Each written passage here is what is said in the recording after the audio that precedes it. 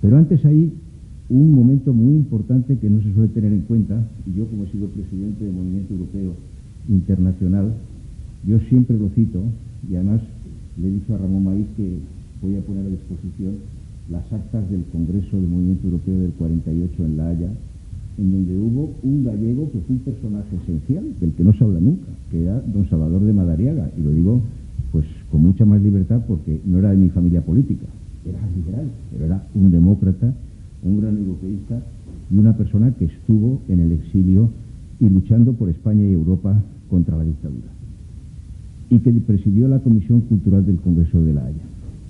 Y tiene mucho interés el Congreso de La Haya porque no fue una iniciativa de gobiernos, fue de la sociedad civil, pero claro, en una sociedad civil el presidente de honor era Winston Churchill.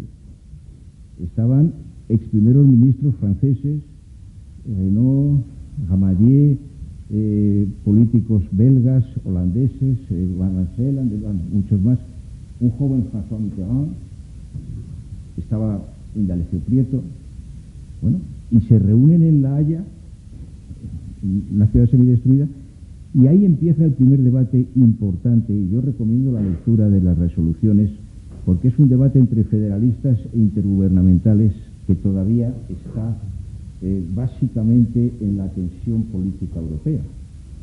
Y de ahí venimos, de ahí surgió el Consejo de Europa, el Tribunal Europeo de Derechos Humanos, el Congreso Europeo de la Cultura, y inmediatamente después está la Declaración Schuman, que tiene interés, pues, porque no fue fruto de ningún congreso ni de ninguna declaración oficial de gobierno, fue una conspiración, en el sentido de que la gente que había estado, algunos de ellos, en el Congreso de La Haya, pero sobre todo el equipo de Jean Monnet,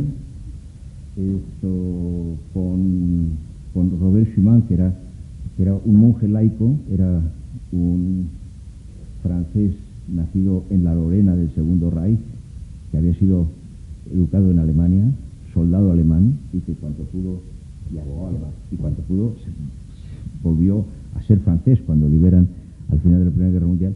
Robert Schuman preparan una declaración, que es la declaración que se lee el 9 de mayo de 1950, que es una declaración, y lo digo porque muchas veces se dice, no, es que esto ha empezado como un mercado. No. La declaración del 9 de mayo de 1950, que Robert Schuman llevó al Consejo de Ministros y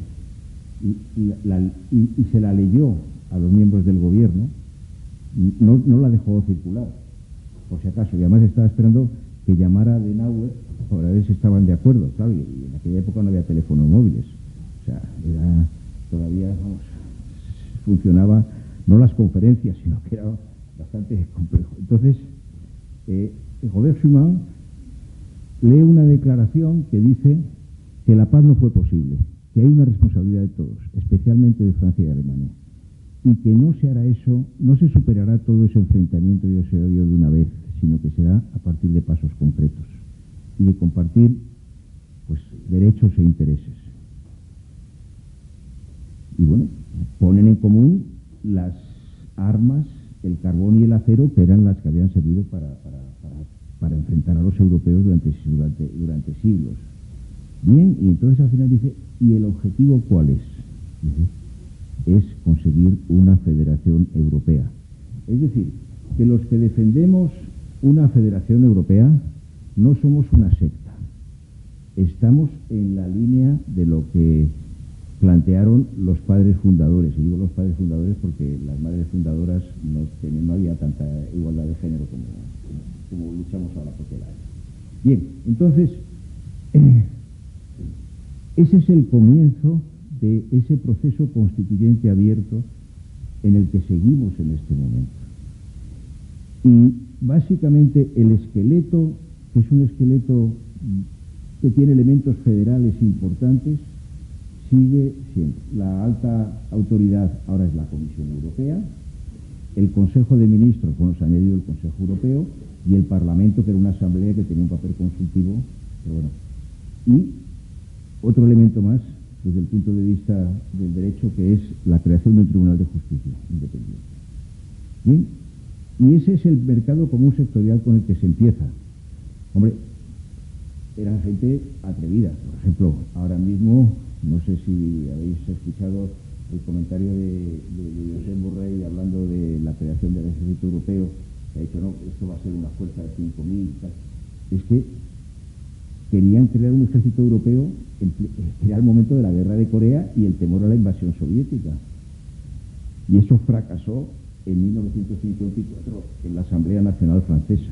Hemos sido capaces de hacer muchas cosas, de hacer un mercado interior, de hacer una unión monetaria, que es federal, la unión monetaria.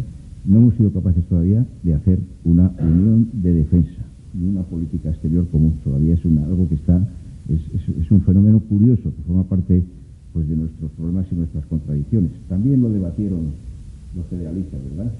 Bien. Bueno, este es el primer momento, con muchos avatares, avances y retrocesos. No voy a hacer una historia. Hay un segundo momento fundador, que es la caída del muro y el final de la Guerra Fría. Ese me lo conozco mejor porque me tocó vivirlo recién elegido presidente del Parlamento Europeo, y lo he comentado a Ramón, lo cuento en mis memorias, que para ver cómo veíamos el mundo, el 9 de noviembre de 1989 yo me estaba vistiendo en el hotel en Roma y me llamó para ir a la cena en estos palacios italianos, Villa Madama, con frescos de Rafael, el presidente Cossiga, Andreotti, de Michel. Y llamó un periodista de La Stampa, Marco Chaterín, que ahora es el director, y me dice: presidente, ha caído el muro de Berlín. ¿Me puede hacer una declaración? Le dije: un momento, ¿ha caído en sentido propio o figurado? No, no es una broma, es que era una noticia tan impensable que no la habían previsto ninguno de los institutos, sistemas de espionaje, think tank y tal. Bueno, pues ha caído de verdad. ¿Cómo es esto, no? Luego ya nos fuimos informando. Bien. En ese momento no estábamos hablando del futuro de Europa, estábamos hablando de una cierta evolución europea en la segunda fase de impulso europeo, es decir, en la fase de los años 80, con la Comisión de Delors, con el mercado interior, con el programa Erasmus, que no es una competencia europea, pero todo el mundo presume de él porque funciona muy bien. Esto, como el Airbus y todos estos que nos apuntamos, lo que sale bien nos lo apuntamos todo, como es lógico en la vida. Esto, y bien, estábamos avanzando sobre todo en el terreno de la unión monetaria, ¿no? Y nos encontramos de repente con que se nos planteaba la unificación alemana y se planteaba también algo que el Parlamento había propuesto en el Tratado de Spinelli en 1964, que era transformar la comunidad en una Unión Europea con ciudadanía, además de la moneda, y además con un impulso democrático consistente en un poder legislativo compartido, que eso es propio de todo sistema federal básico, una Cámara siempre ciudadana y otra territorial.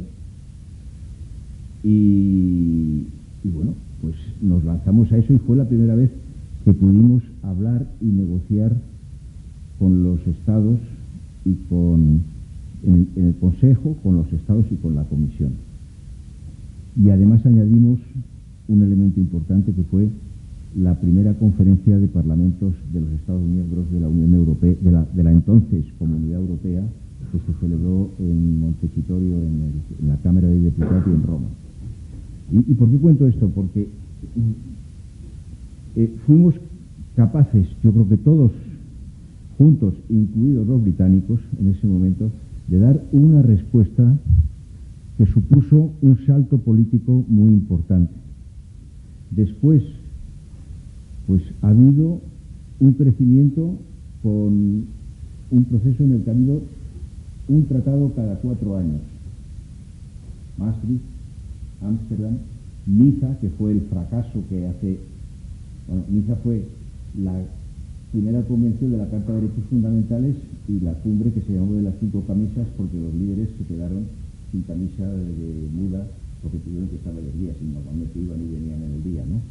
Entonces, eso es lo que conduce a la declaración de Laeken, de la que has hablado, que es la declaración que plantea un primer ministro de Bélgica, un federalista convicto y confeso, que es Guy Verhofstadt, y que en este momento es uno de los 3 presidentes de la Conferencia sobre el Futuro de Europa como diputado. Es un buen amigo y un gran tipo, ¿no? Entonces, la conferencia de Laeken conduce a la convención, que tiene ya una participación de los parlamentos de los Estados miembros y que da una dimensión política mucho más democrática y mucho más federativa.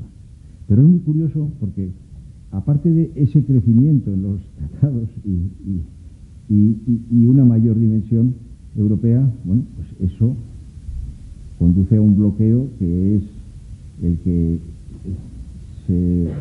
desgraciadamente los tratados europeos se ratifican con el método de la ruleta rusa.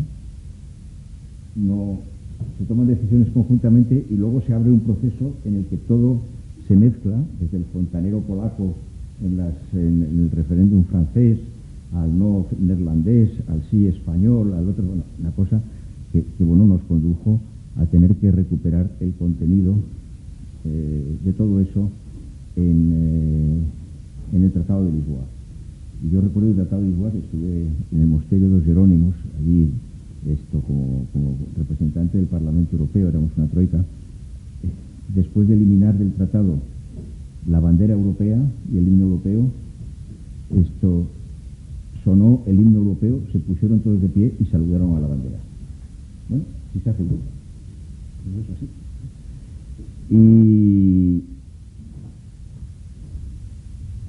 Y esto, ¿a qué nos ha conducido? Nos ha conducido a, bueno, hemos tenido la primera gran crisis de confianza entre nosotros, que es la crisis que se inicia con Lehman Brothers, después de un paso muy importante que llevó a que el euro fuera la moneda de todos, y además una moneda que defendemos y que consideramos nuestra, que ese es un paso muy importante, aparte de la ciudadanía. Hemos podido sobrevivir a esa crisis y, sobre todo, y ya llego al momento actual, al de la conferencia, hemos podido también sobrevivir a otra de las crisis más importantes y más decisivas, que es la de la pandemia, que después de un repliegue inicial, no sé si recordaréis cómo cuando empieza en Italia, Alemania no acepta enfermos ni da respiradores, ¿verdad? Ahí la verdad es que esta comisión, la Comisión von der Leyen, que bueno, no es de mi familia política, pero Ursula von der Leyen es la primera mujer que preside la Comisión Europea, además es médica, lo cual se ha notado en la gestión que se ha hecho. Y hemos sido capaces de hacer una gestión conjunta, no solamente en la distribución de vacunas, sino también en la investigación. Se habla muy poco de eso. La investigación ha sido absolutamente apoyada y decidida a nivel europeo y financiada. Y eso nos ha permitido que un bien público como es la salud ahora sea, por ejemplo, una de las prioridades en la Conferencia sobre el Futuro de Europa, la Unión Europea de la Salud, y además hemos sacado del mercado y de la especulación a un bien público fundamental. Y eso también es un elemento muy importante de construcción de Europa. ¿Qué más cosas hay en este momento como desafíos? Pues hay el alcance y las consecuencias de las decisiones que han supuesto todo el paquete decidido en el verano del año pasado. Propuesto por la Comisión, bueno, condujo un debate importante en el Consejo, en el que hubo una contribución importante española en temas como puede ser el hacer frente al tema de la deuda y, sobre todo, del comienzo de gestión mutualizada de la emisión de deuda, que ese es un salto muy importante, la duplicación del presupuesto europeo, la introducción de figuras impositivas como puede ser la tasa Tobin o como puede ser también los impuestos sobre temas tan importantes hoy en día como son los envases plásticos o como puede ser la tasa carbono. Bien, todo ese paquete que yo he estado luchando, por ejemplo, en el tema presupuestario muchos años en Europa, se consiguió por una decisión que fue apoyada por todas las instituciones europeas y por los gobiernos y las ciudadanías de los países miembros.